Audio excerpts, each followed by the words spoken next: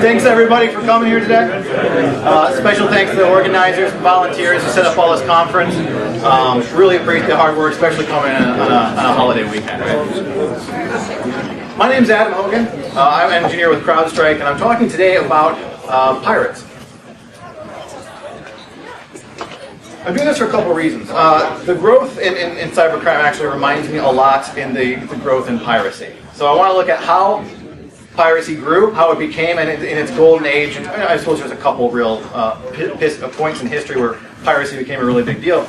So I want to look at that as far as like why did it grow, and of course how were they able to stop the pirates as things we can learn from. This actually got started at last year's BSides Columbus.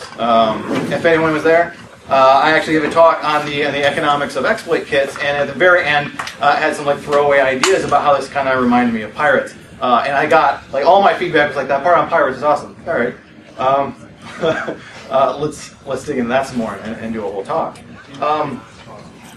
So I started looking at pirates and gave first talk on this at BSides Cleveland.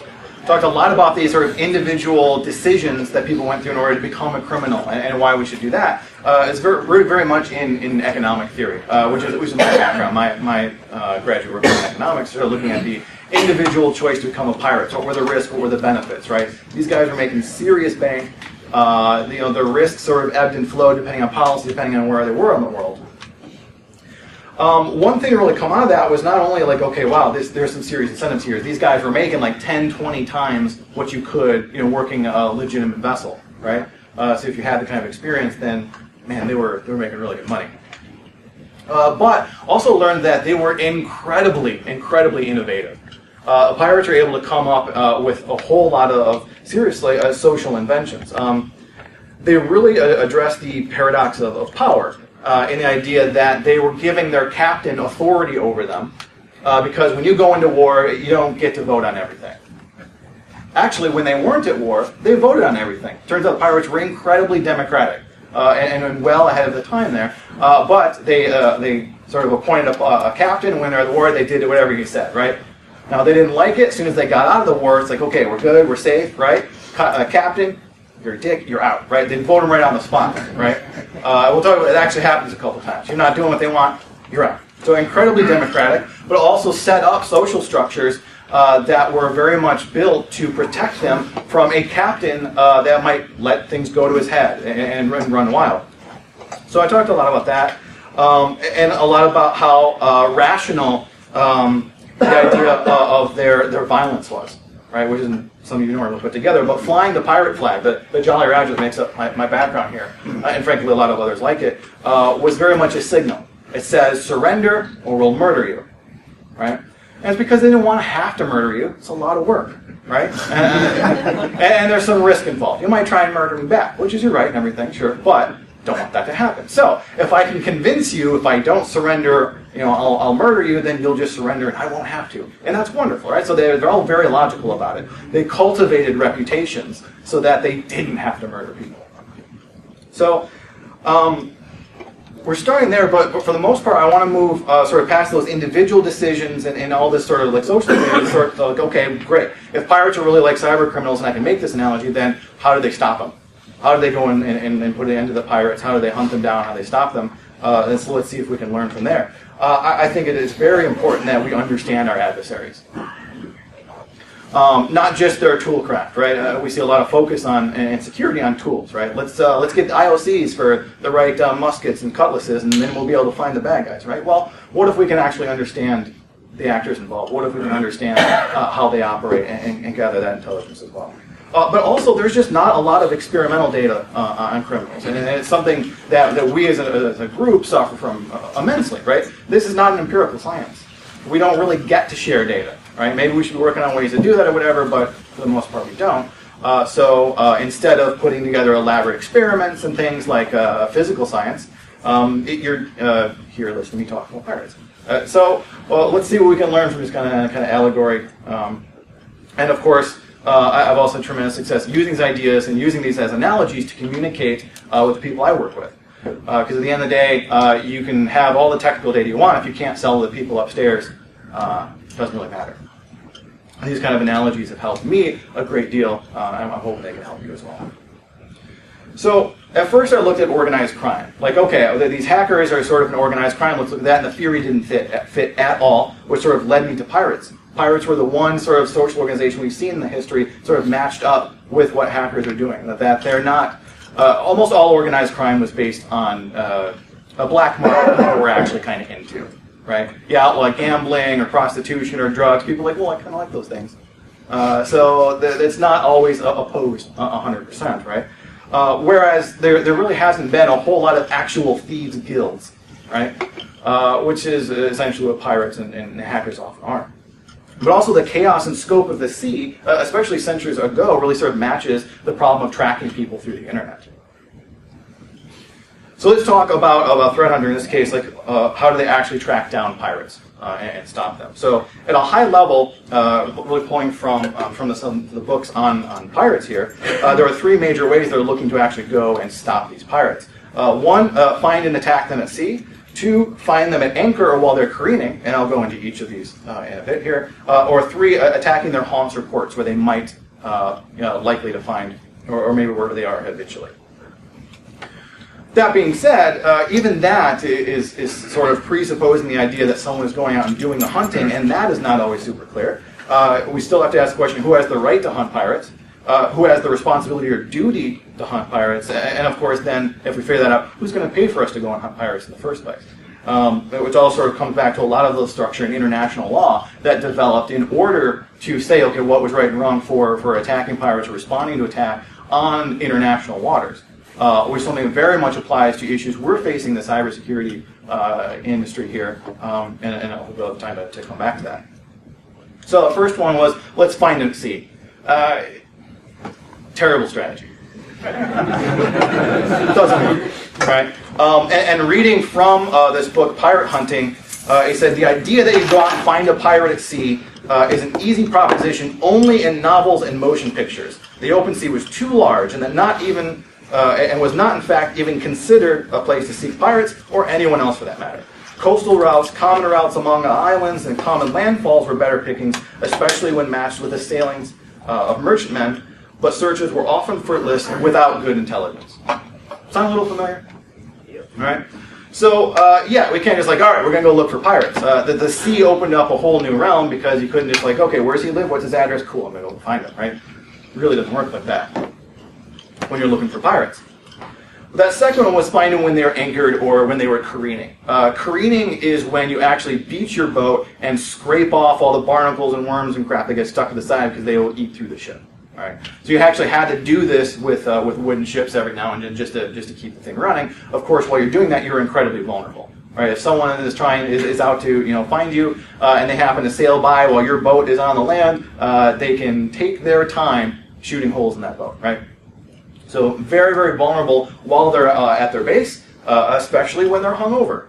That sounds random. It's not. Once we get into case studies later about how pirates actually got found or when some actual historic pirates were found and shut down, reoccurring theme is when we actually got to find the pirates, it's because they were hungover and we found them in a bay someplace where they were anchored or careening.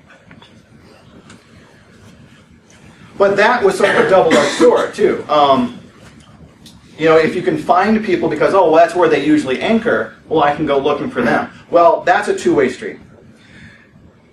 Reading again from the book on pirate hunting, in the case of the Armada de Barlovento, a Spanish fleet that was sailing around looking for pirates, its established route was predictable and thus was easily avoided unless it changed its route or its timing. The privateers and pirates, they kept out of its way, having always intelligence where they are. In the case of guard ships, many were too slow, too deep drafted, or not in good condition to set sail immediately. However, the patrolling based on good intelligence could be productive.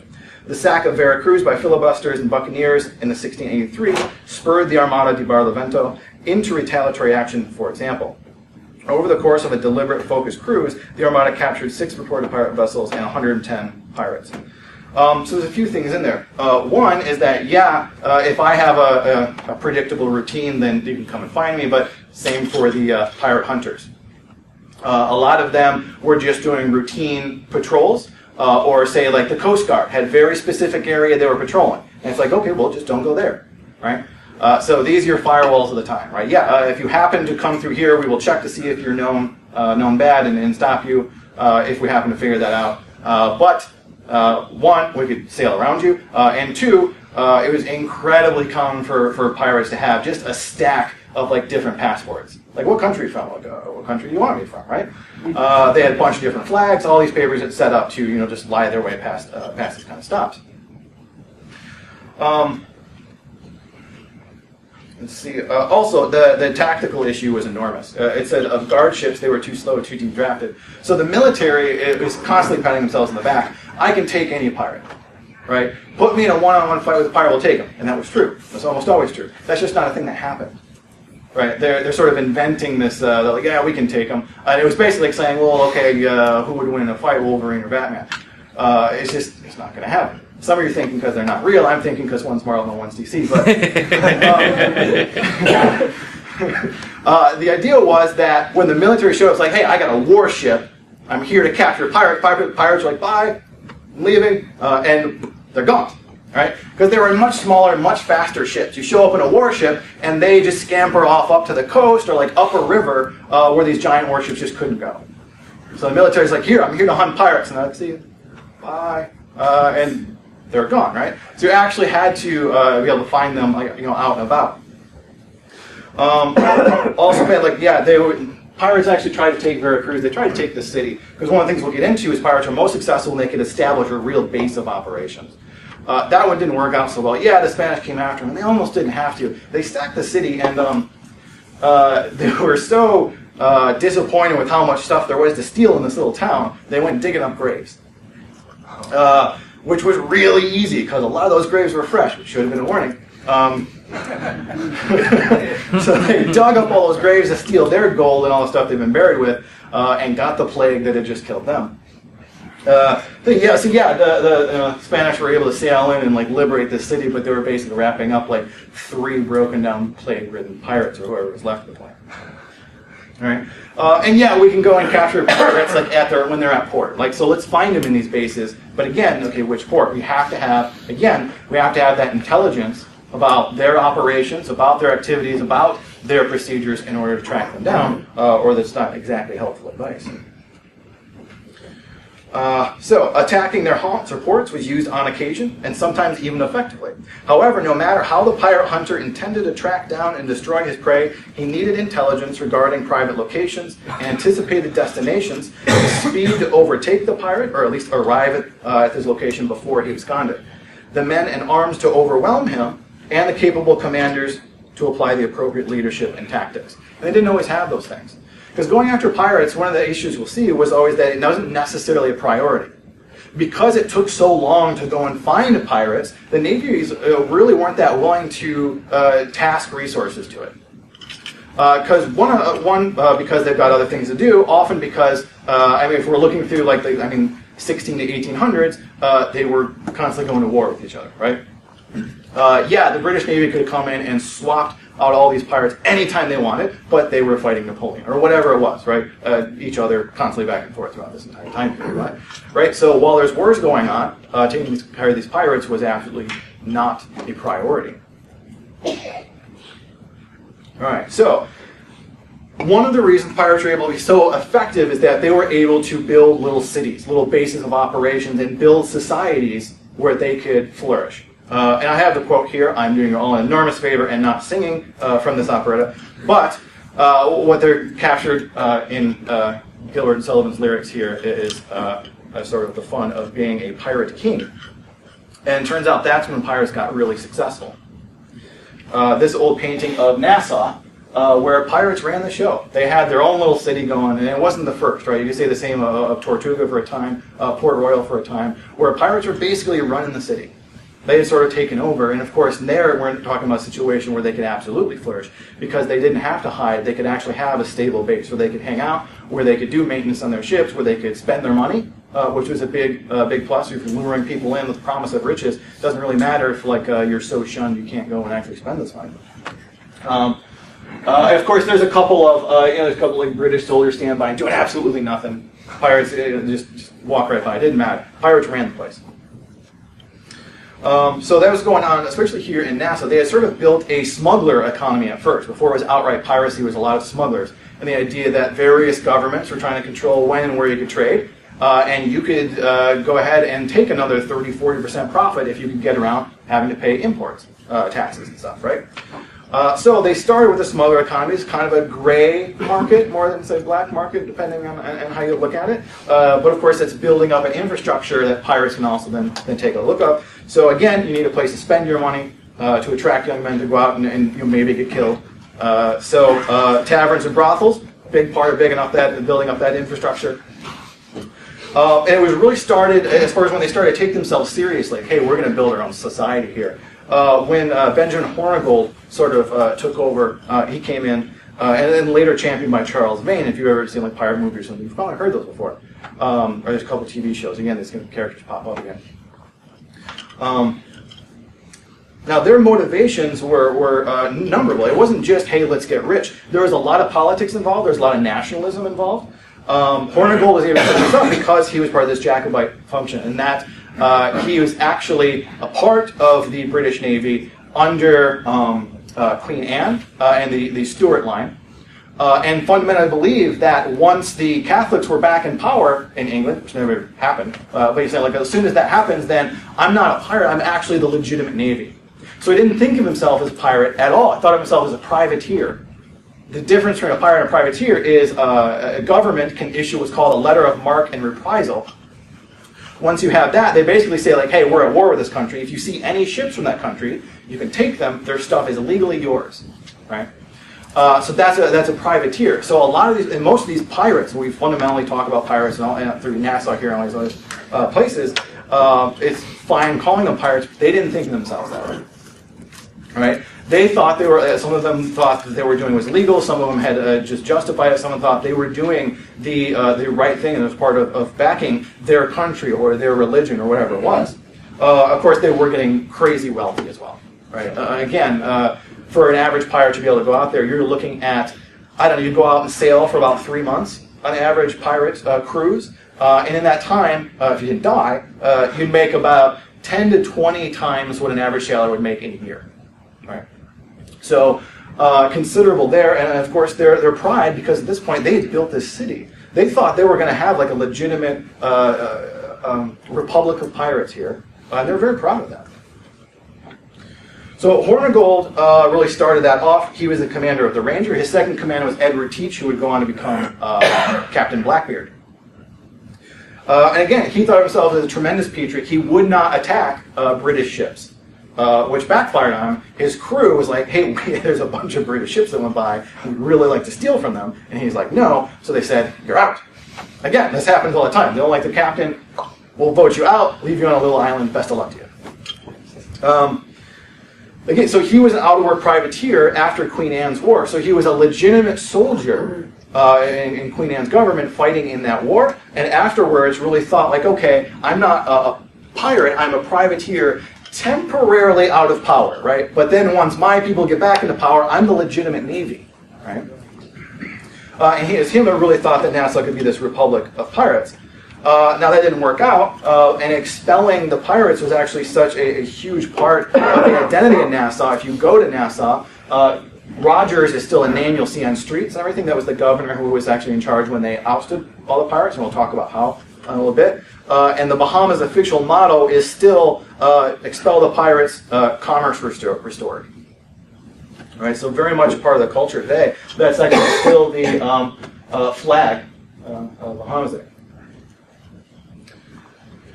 So, looking for some parallels, I may have been too specific in naming the talk about the 1600s, because one of the themes that sort of came back to is when the bad guys are able to build a base, they're incredibly effective. Another time they're able to do that is when we look at the Barbary pirates. The Barbary pirates were those operating out of Algiers, Tunis, Tripoli, and Morocco. They demanded tribute to basically sail around the Mediterranean. It's like, hey, if you want to sail around here, you have to pay us, or we'll attack you.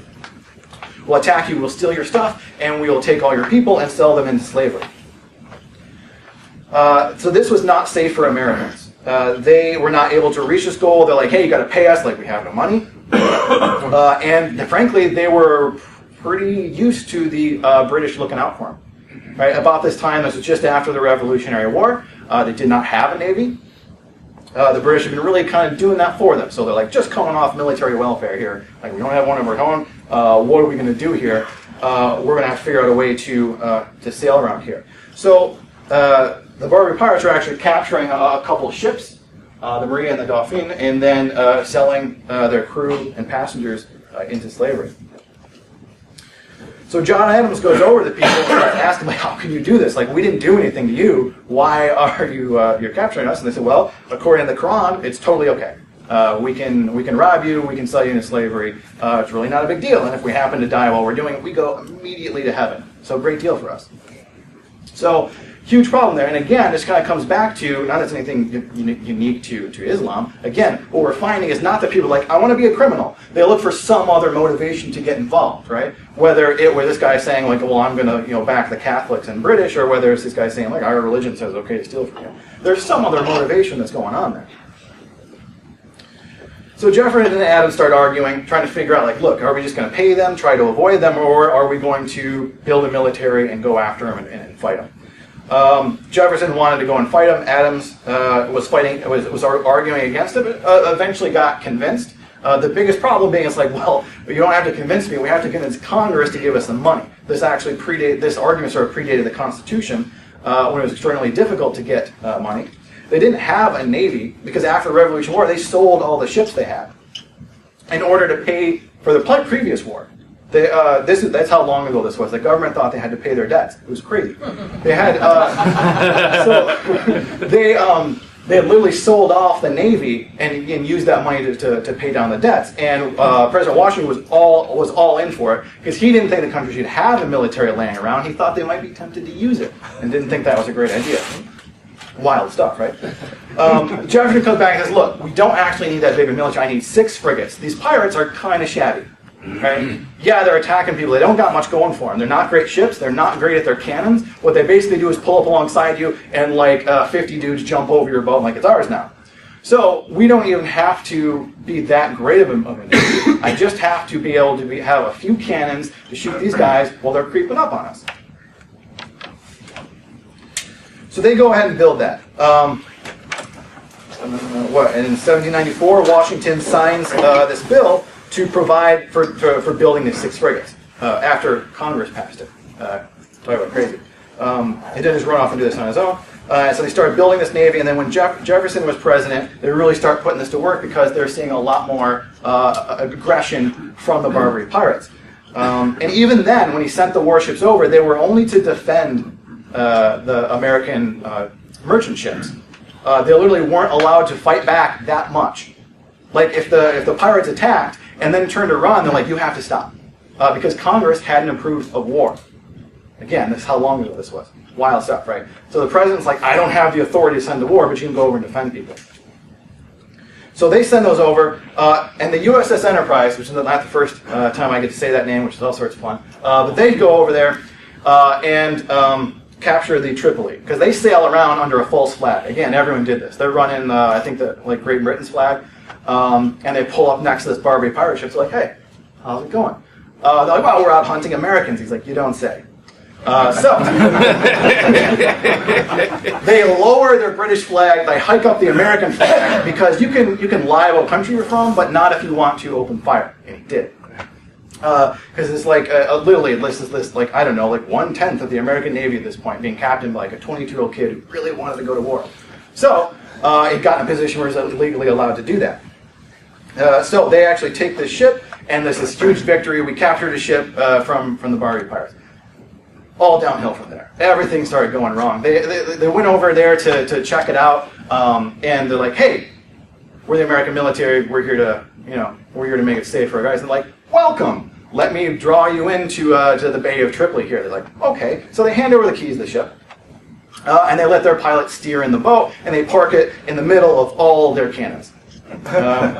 So it's like, you're going to do what we say. So they actually had the Day, which is the sort of governor there, hijack the ship. He's like, by the way, you need to take me over to my buddy's place, and I'm bringing a bunch of cows and some lions and some parrots and a bunch of slaves. Not what the military wants to be doing with their time. Horrendous embarrassment. The USS Philadelphia goes over there to try to ransom some people back, like, hey, we're the American military, we're here to mess stuff up. And on their way, grounded the ship in the middle of the bay. So they're stuck. They're just like, hey, we're chasing pirates, we're here to own the day, and then they're just like a turtle on his back, like, we got nothing. Right? So they try to sink the ship, and they fail to. So they actually had to have a whole other mission where guys snuck up in the middle of the night and set fire to the ship, so the pirates couldn't capture this thing. Which was heralded as a tremendous successful mission, but again, they was just getting back to zero. They didn't really see any success until I said, look, our Navy is in its infancy, this isn't working. So I don't know, a good chunk of the Marine Corps, all 8 of them, they're just like, we'll handle this. So they get on land, they go and they get about 500 mercenaries who are actually backing not the guy in charge in Tripoli, but his older brother who was supposed to be in power, like, hey, let's do some regime change. Right? This is new. So they like, okay, we're going to go back you. They take that, so the 500 mercenaries now go and take this city and say, hey, we got your city, maybe you stop taking our ships. And they did, right? And in fact, if any Marines? So the hymn starts, what? The halls of Montezuma to the shores of Tripoli, and this is why. All right, so these Barbary pirates had this whole base where they could operate it. They didn't have to hide from anyone. It was a totally legitimate operation in the eyes of their government. Another time that happened was with John Lafitte. Anyone recognize that name? Big name in New Orleans. You'll actually see his name written on stuff. Streets named after him and everything, right? So this guy was a smuggler, a pirate, privateer, a war hero, and later spy and criminal again. So real whirlwind there. They actually put, in 1807, the Embargo Act. They made it illegal for any American ship to go to any foreign port. So just shut down international trade, which, despite what you may have heard during the election, is a big problem. So there's all these people upset, like their trade just shut down. So people don't just quit and go home, right? They get into smuggling. So all this whole smuggling culture came out of nowhere. And yes, they're criminals, but people love them, right? I mean, if smugglers were the only reason you could go to the store and get food and things to buy and such, you'd be a big fan of smugglers too, just as the people there were. So the smugglers got involved, and one of them was Jean Lafitte and his brother Pierre. Not to be confused with Jean-Pierre Lafitte, the pirate-themed wrestler in WWF who was going out and like stealing Bret Hart's jacket for a while. I knew there would be a lot of hits on that joke, but it's still going to make it, right? All right, so they set up this huge smuggling operation. Again, one of the reasons they're so successful, they set up their own base. They took over a little island, set this up, and when they got tired of smuggling goods into New Orleans, they're like, we're big, you guys come to us. They started holding auctions. The people were into it. This wasn't really a crime at this point. So he gets into piracy, steals a ship, or buys his first ship, steals 3 more, gets rid of that first ship because now he's got even better ships. Has his own little fleet going where he can go out and start stealing from people he doesn't like, right? And again, he's maintained this reputation with the people back home, so he's stealing from other countries. Anytime he's got people, lets them go. He doesn't murder them like a lot of other pirates. No, we let the people go. And they're like, this guy's all right. So they keep that reputation. Now, this goes on for a while, and the government decides, we got to do something about that. We can't just let people go around being criminals, so let's all go and fight them. And then people are like, nah, not cool with this guy. So like, okay, now we need federal help to do it. Governor offers $500 for the capture of Jean Lafitte. 2 days later, there were flyers all over town offering $500 for capture of the governor. Historians argue convincingly that it was not the pirate that did that. That's just how much this guy was liked, that there were all these trolls in town willing to go to bat for him. So they got to go to the Attorney General, and they say they charge him not with piracy, but with evading revenue. Right? So evading the tax man. It's like, well, we can't have that. So they send in 40 soldiers to bust up one of these auctions. So they're in jail. Now, the problem is, we're getting into the War of 1812. The War of 1812, they decided to defend New Orleans by issuing letters of marque and creating these privateers who go out and get rich off of busting up any British who came to their door. nearly all of the people they had issued letters of marque to worked for Jean Lafitte and are now in jail. So they're in jail. Pierre Lafitte's in jail. Jean Lafitte actually escapes, but he gets approached by the British, who actually offer him citizenship and say, look, if you fight for us, we pardon you, we give you lands, there's a big land grant involved, and take care of that. And he's kind of weighing his option and figures out, I'm pretty sure Americans are going to win this war.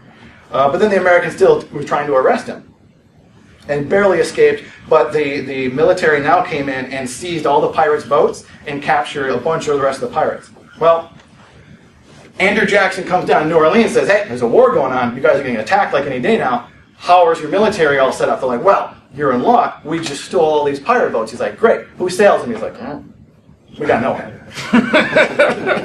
So he's like, so you have no active defenses and there's this active war going on. I'm like, yeah, pretty much. All right. So they bust all the pirates out of jail, have them go back to being the privateers, saying, look, you try to focus on the British and we'll try and turn an eye. And they're like, yeah, we'll try.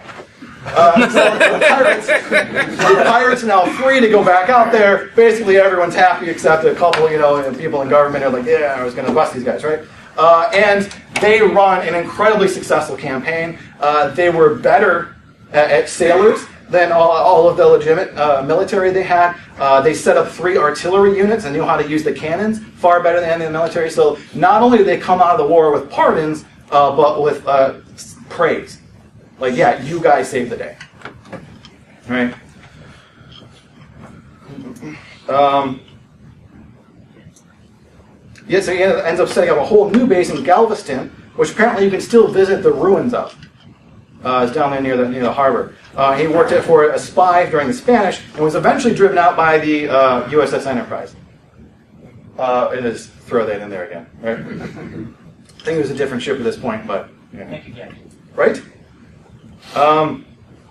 Okay, so we've seen this when pirates can build up their base, they have quite the operation they're able to go through. So, okay, how do we stop them? And we talked a bit about that in the beginning, but let's dig into how they actually did it. Well, first was that they needed the legislation to even allow people to go after pirates. In the 1500s, you needed 2 eyewitnesses who were not pirates to convict a pirate. So the pirate's like, you saying if I kill all the witnesses, I can't go to jail? And they're like, yeah, that's how it works. And that was a problem.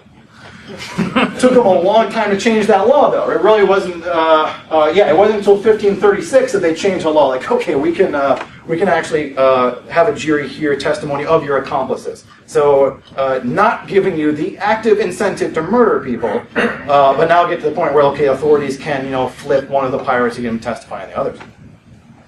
And it was a huge problem in the colonies because, if you capture a pirate in the American colonies, you have to try them in England.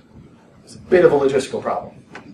So it wasn't until 1700 they passed a law allowing to set up vice admiralty courts in the colonies in order to start trying pirates, which is the first time anyone has really going to give it an effort now. We're not bringing these pirates all the way back to England, right?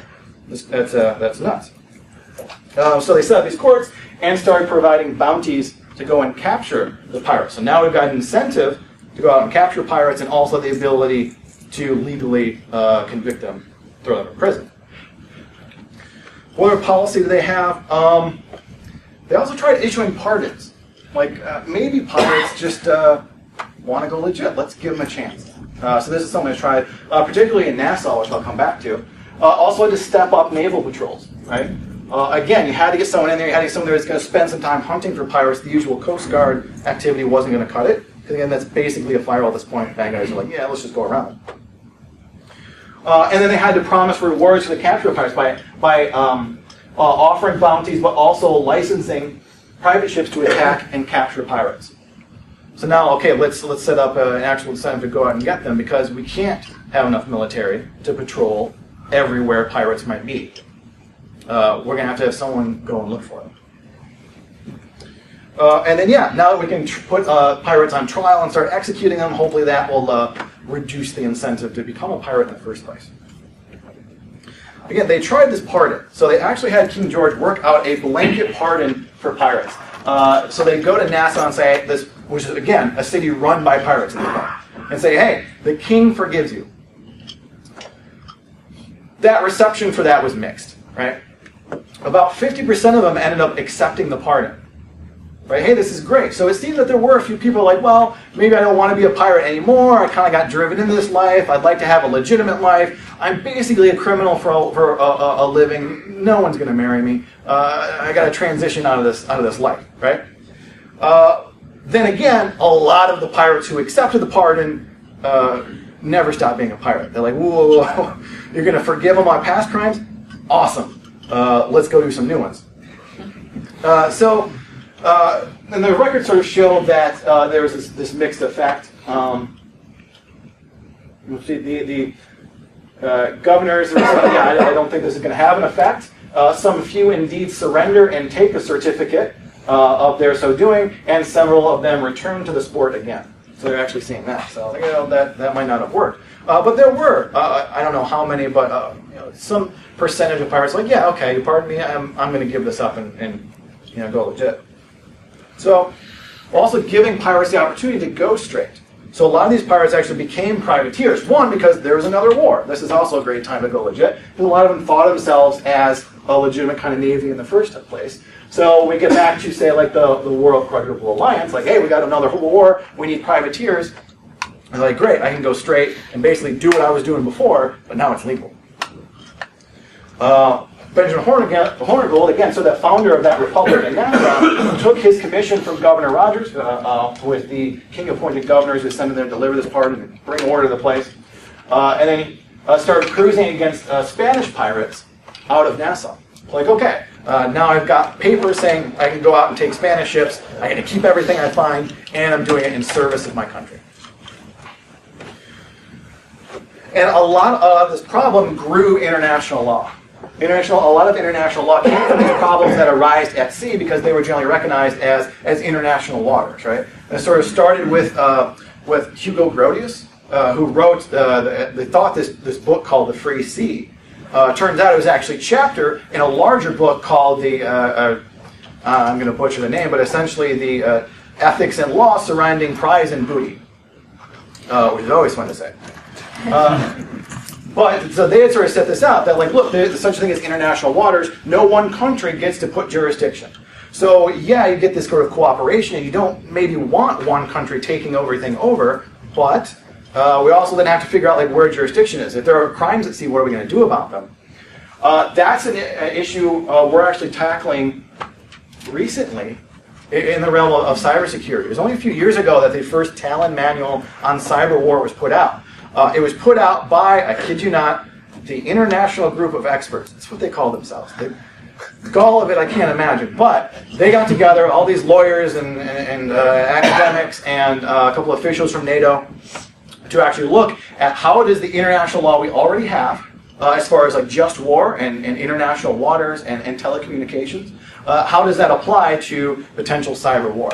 So we're just, in the past few years, laying the groundwork for the legal framework to address this. This document's actually non-binding, but there's nobody else trying to clarify this, so it's probably going to be the front runner. If you Google Talon Manual, it'll pop right up.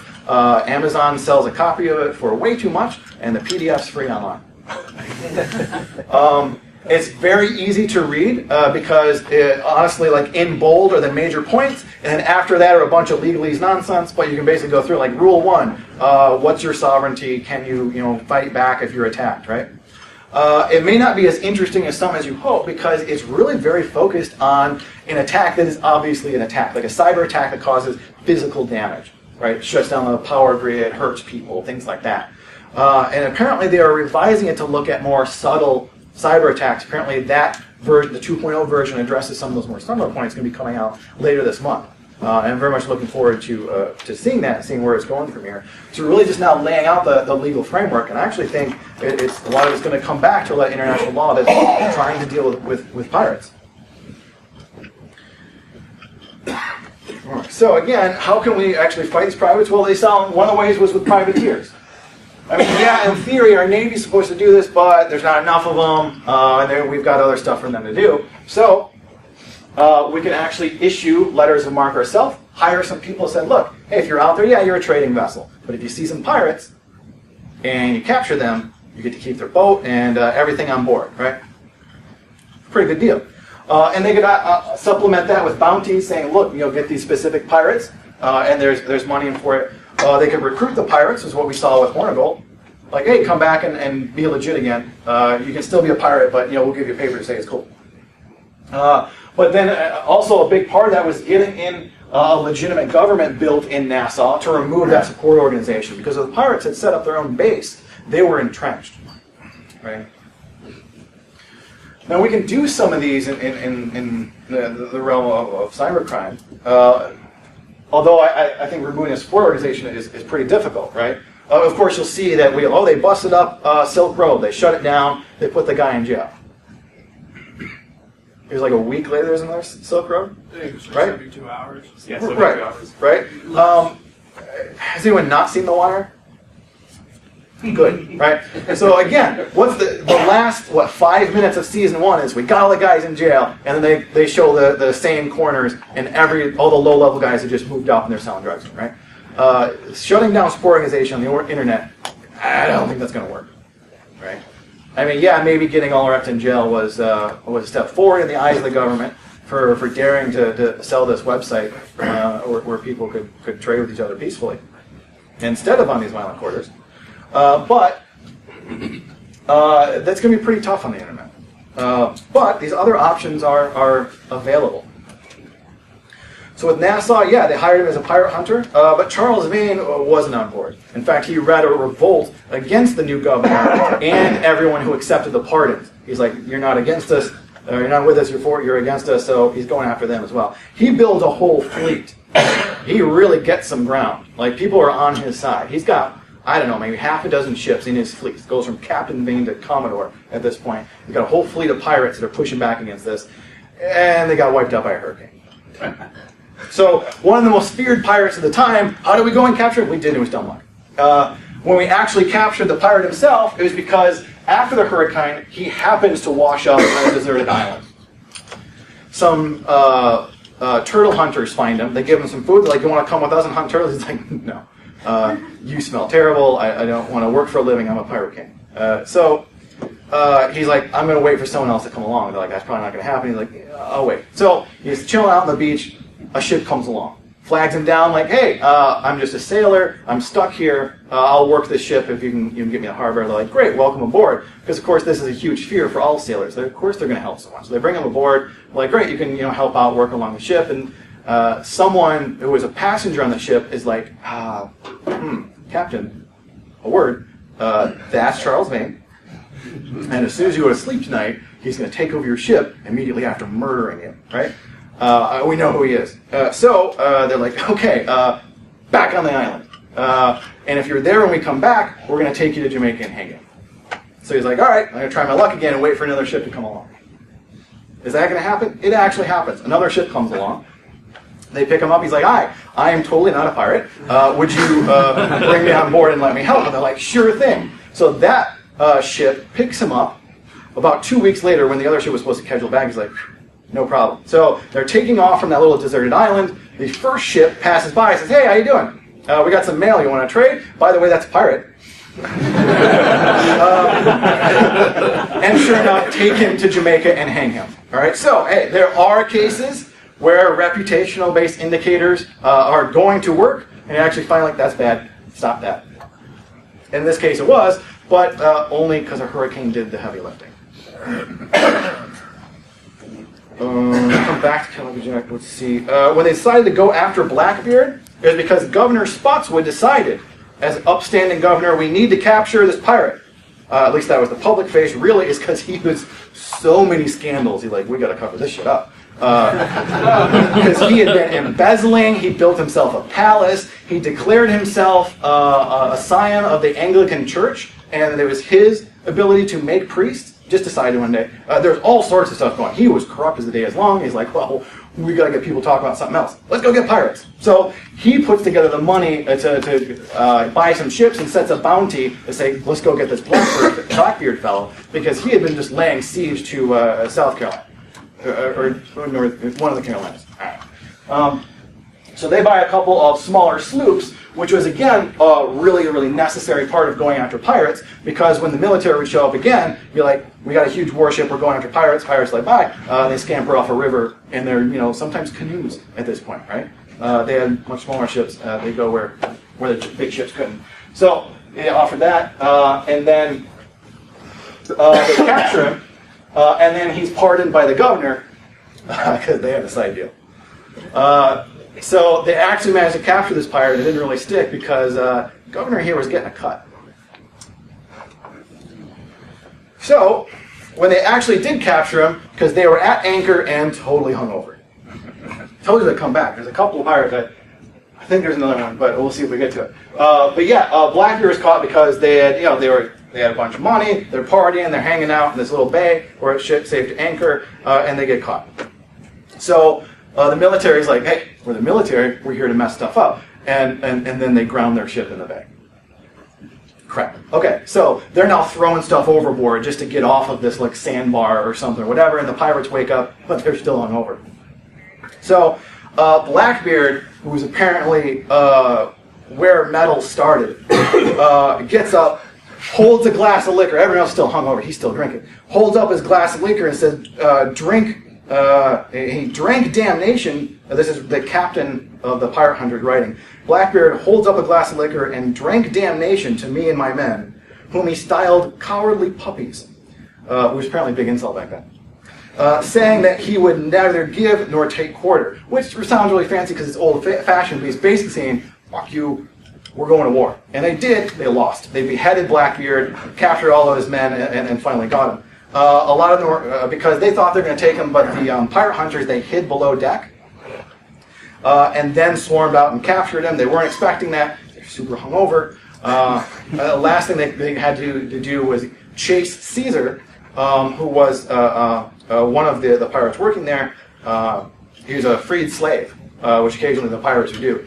Not that they had like some moral problem with slavery, they would totally sell slaves. But if you happen to be free or willing to work for it, once you signed on as a pirate, you were 100% equal. Right? Caesar was actually in charge of taking the match if the pirate ship got captured to all the gunpowder and blowing it all up. So the last part of that was like, okay, we got Blackbeard's head. Like, where's that guy going with that match? And then chase him down, stop it. So that's how they were able to finally catch that. Now, even after the pardon, Calico Jack, another big name, didn't give up. He attacks Kingston, which is, again, baller move, because this is one of the established cities in the way. He's like, I don't care. You got government, military, don't care, still going after you. Maybe not the smartest thing to do. So privateers, again, go out and find him. They find him because he went back to the same spot to anchor while he was sleeping one off. Right? Totally hungover in the same spot. Again, one of the only reason they're able to find these people. So they take him to, able to finally capture him. They take him to Nassau. He's like, oh, I'm going to accept that pardon. And goes free, goes back to pirating.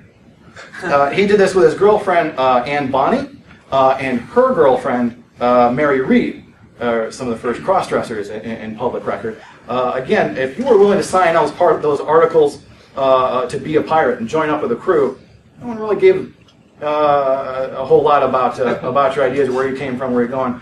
You were a pirate, that's what mattered. So they would hang out together, and apparently a long record of disgruntled husbands being cuckolded. This is a whole thing. This is like in the history even. But so they were having fun, going around, still robbing people, and again, eventually got caught when they were hungover. Didn't learn from the first time, because they were able to catch them, not just because they were hungover, but an informant had told them where to find them. Right? Again, it came down to the threat intelligence to go back and be able to find these guys. They go and they attack the pirates. All the men are hungover, like we don't really want to fight. And Anne Bonny is standing on the deck, murdering dudes and screaming at all the hungover dudes to start fighting like men, and still ended up capturing them. Mary Read and Anne Bonny got out of jail because they were in prison long enough to say, you can't hang us, we're pregnant. They both managed to set that up while they were in prison, so they got set free. They barely knew how to handle women pirates at the time. It was not something they were set up for. And they're like, oh, okay, a baby's too much. We got to. Yeah. So they got to go free. Calico Jack got hanged. And in fact, was it outside of Jamaica? That's still called Rackham's Cay or Bay, right? The Barbary pirates. Well, again, the American Navy wasn't up to the task. The Marines had to go in by land. And try a whole other way, but we did see how that was able to work and take down those pirates. And then with John Lafitte, again, they had to take him by land. These guys were too good on sea. They would just scamper off whenever the military would come. And frankly, the military would often botch it up when they'd be like, again, roll in. We're the military. We're here to mess stuff up. As soon as we're done pooping, like 3 weeks from now, because they'd never been to the tropics before, they all got sick, right? Huge problem. Again, so they've never been to the tropics. There's these British guys walking around in their wool coats in the tropical heat, eating hardtack because they don't trust foreign food, and they're just getting sick, right? So attacking them by sea really didn't work. Again, they had to go in by land, and they still ended up hiring him. He still became a war hero. There are still like monuments in New Orleans set up to this pirate. Again, they still had to attack him again when he was set up in Galveston. Which that time was, I still think, part of Mexico. So again, what can we learn? First and foremost, respect.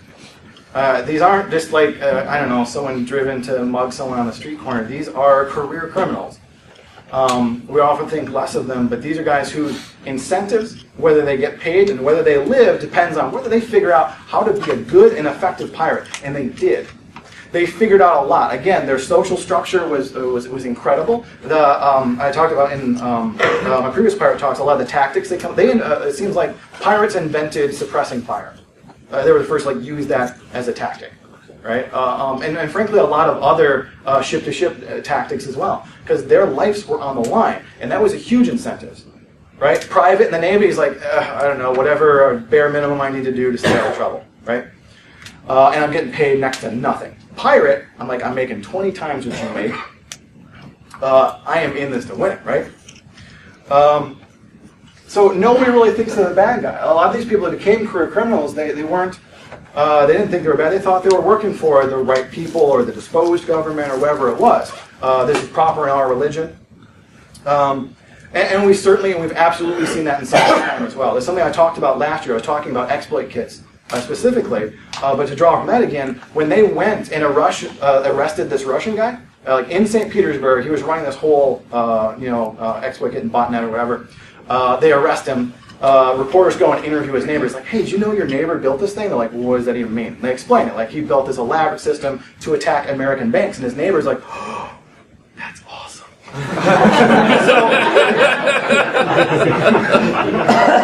Because these Russian criminals running these botnets don't attack other Russians. So it's pretty okay with that, right? So we draw these lines. You're somebody else. I'm not going to attack, my people, but I'll attack somebody else. Sounds horrible, doesn't it?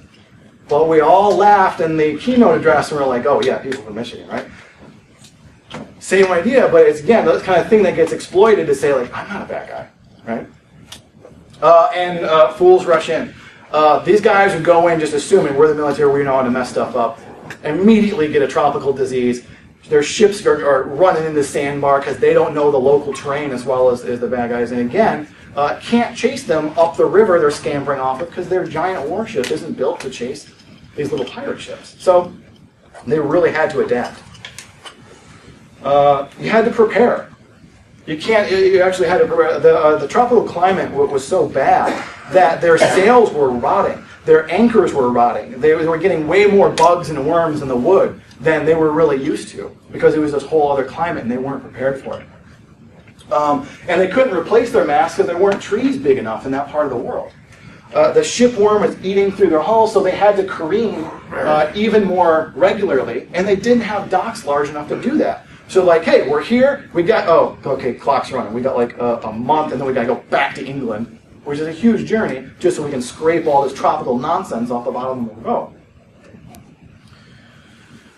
The men are already suffering from a poor diet. That's a big difference between being a sailor and for the government being a pirate. Pirates had plenty of food and plenty of rum. Working for the Navy, barely enough to eat, right? But they weren't acclimated to the heat and to the humidity and all the other problems. They're walking around in their woolen clothes, right? All they've got is salted meat, huge heavy biscuits like hardtack, right? And beer and rum. So they basically dehydrate themselves immediately off. They weren't even ready to fight when they got there, and then, yeah, they got all sorts of diseases.